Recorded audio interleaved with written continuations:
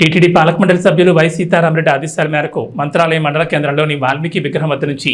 వైఎస్ఆర్సీపీ నియోజకవర్గ మహిళా నాయకురాలు పింకమ్మ, అనుషమ, కుమారి, వేణం ఆధ్వర్యంలో వైఎస్ఆర్సీపీ మండల నాయకులు పెట్రోల్ బంక్ సీనియర్ నేతృత్వంలో ఇంటింటికి వెళ్లి జగన్ అందించిన సంక్షేమ పథకాలను వివరించి 13వ తేదీన జరిగే ఎన్నికల్లో ఎమ్మెల్యే వై బాలనగిరెడ్డికి,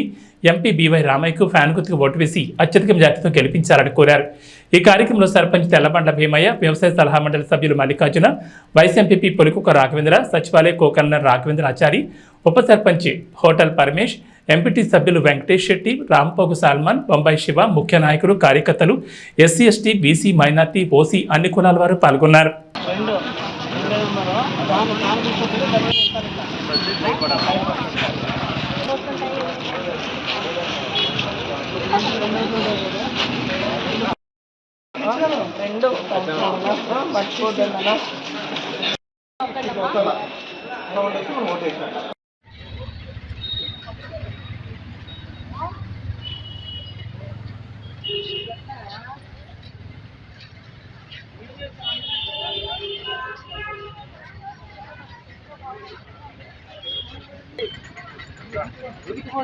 क्या